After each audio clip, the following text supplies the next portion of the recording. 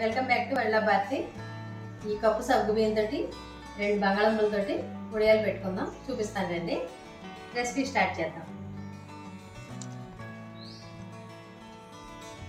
ఇవి ఒక కప్పుతోటి తీసుకున్నాను. కప్పుడు సగ్గుబియ్యం నానబెట్టేసాను. నానబెట్టేస్తే ఇలాగైనా మెత్తగాను దీన్ని మిక్సీ పట్టేసుకోవాలి మెత్తగా. తర్వాత దీనికి పెద్ద బంగాళదుంపలు అయితే 2, ఇవి చిన్నగా ఉన్నాయి కాబట్టి 3 తీసుకున్నాను. ఒక 2 క్యారెట్లు ఇలా తురిమాను. ఇవన్నీ కలిపి ఇప్పుడు మిక్సీ పెట్టేసుకుందాం. బంగాళదుంపలు చెక్కు తీసి ముక్కలు చేసి అవి మిక్సీ పట్టుకోవాలి. తర్వాత ఈ సగ్గుబియ్యం కూడా మెత్తగా మిక్సీ పెట్టేసుకుందాం. బంగాళదుంపలు ఇలాగా సన్నగా కట్ చేసుకుని ఇవి కూడా మెత్తగా పేస్ట్ చేసుకోవాలి మిక్సీలో వేసుకుని.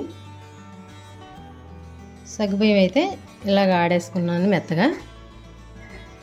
మిక్సీ పట్టుకుంటే ఇలా మెత్తగా రావాలి. 4 గంటలు నానబెడితే సగ్గుబియ్యం ఇలాగే ఉంటాయి. తర్వాత బంగాళదుంప కూడా మిక్సీ పట్టేసాను. దాన్ని ఇలాగా వడకట్టే దాంట్లో వేసుకుని ఇలాగ తిప్పితే ఆ జ్యూస్ అన్నది దిగుతుంది, పిప్ అన్నది పైన ఉండిపోద్ది.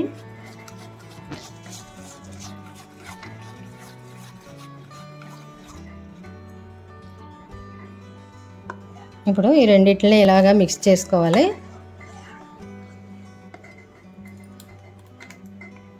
పూర్తిగా కలిసేదాకా మిక్స్ చేసుకోవాలి.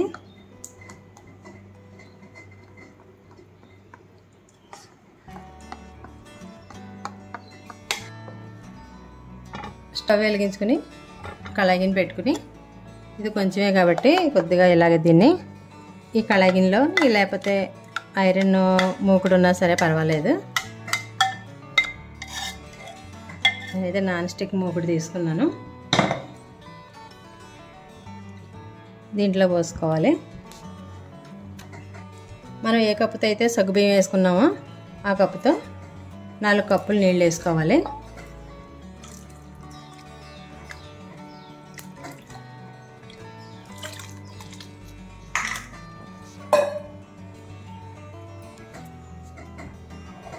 దీన్ని కలుపుతూనే ఉండాలి, లేకపోతే చెక్కబడిపోద్ది. ఆల్రెడీ సగ్గుబియ్యం ఉన్నాయి, ఇందులో బంగాళదుంప 2 కూడా చెక్కబడిపోయి ఉండలు కట్టేస్తాయి. దీన్ని ఇలా కలుపుతూనే ఉండాలి. కొత్త ఉడికేదాకా కలపాలి. ఒక స్పూను చిల్లీ ఫ్లేక్స్ వేస్తున్నాను, చూడడానికి కలర్ బాగుంటుంది.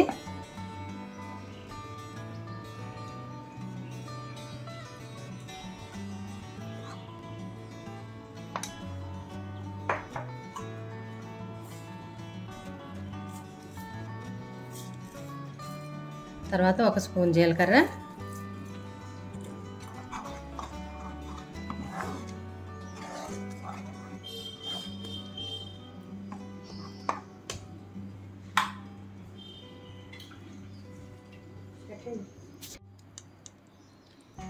ఒక స్పూన్ సాల్ట్ వేసుకుందాం. ఎక్కువ వేసుకోవద్దు ఉప్పు. ఉడియాల్లో ఎప్పుడు కూడా ఉప్పు ఎక్కువ వేసుకోకూడదు.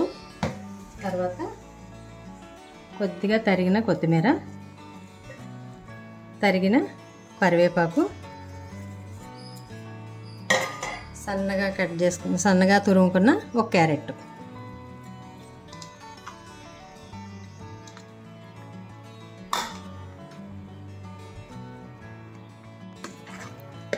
ఇప్పుడు ఇవన్నీ మిక్స్ చేసుకోవాలి. కలర్గా కనిపిస్తాయని నేను ఇవన్నీ వేస్తున్నాను. మీకు ఇష్టం లేకపోతే స్కిప్ చేసేయండి. అంతే, రెడీ అయిపోయింది. ఇది కొద్దిగా చల్లారాక పైకి పట్టుకెళ్ళి వేసేసుకుందాం.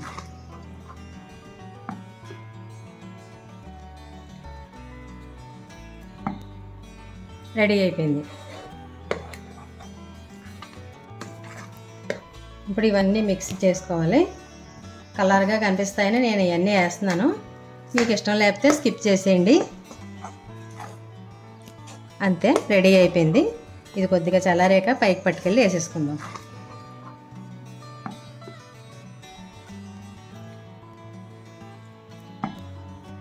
రెడీ అయిపోయింది. ఇప్పుడైతే కింద క్లాత్ వేసుకుని పైన మైకా పేపర్ వేసుకుని ఇలాగ ఒక్కొక్క గరిటె పోసుకుని ఉడియాలు దాన్ని ఇలా కొద్దిగా ఇలాగా కలపాలి. కదిపితే ఒక గరిటె ఈ గరిటె తీసుకుంటే ఇలాగా చిన్న సైజు అప్పడాల్లాగా వస్తాయి వడియాలు. తొందరగానే ఎండిపోతాయి. నీళ్ళలో కూడా పెట్టేసుకోవచ్చు ఇవి. నేనైతే తొందరగా ఎండిపోతాయని ఇలా పెడుతున్నాను. అంతే ఇలా వచ్చినాయి వడియాలన్నీ. ఇన్ని వడియాలని 150 గ్రాముల సగ్గుబియ్యం, 2 బంగాళదుంపలు, పప్పు సగ్గుబియ్యం అనమాట. ఇలా వచ్చినాయి. ఇన్ని వడియాలు వచ్చినాయి. ఇవి సాయంత్రానికి ఆరిపోతాయి. వడియాలు వేయించి చూపిస్తాను ఎలా వచ్చినాయో. ఇవన్నీ కలర్గా ఉంటాయని నేను వేసాను. కారానికి జీలకర్ర, చిల్లీ ఫ్లేక్స్ ఇవన్నీ వేసాను కదా, కలర్ గురించి వేసాను. పిల్లలు ఇష్టంగా తింటారని. మీరు కూడా ఇలా చేసుకోండి. ఇవి బంగాళదుంపతో పెట్టిన వడియాలు అయితే ఇలా వచ్చాయి. చూడడానికి బాగున్నాయి కదా. క్యారెట్ అది వేసాం కదా మనం, కొత్తిమీర, క్యారెట్ ఇవన్నీ వేయడం వల్ల బాగుంటాయి. పిల్లలు ఇష్టంగా తింటారు చూసి. ఇవి ఇప్పుడు మనం వేయించుకుందాం. పొయ్యి మీద నూనె పెట్టి స్టవ్ వెలిగించుకుని కళాయి పెట్టుకుని ఆయిల్ వేసుకుందాం.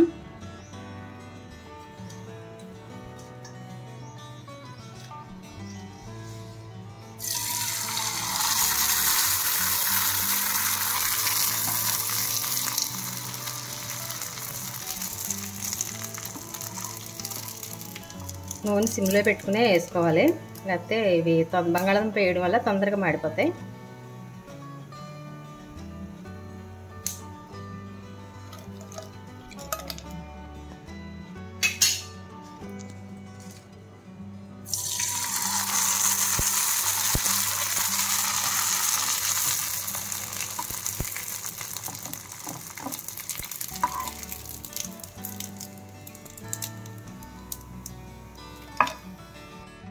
చూసారు కదా బంగాళదుంప వడియాలు అయితే ఇన్ని.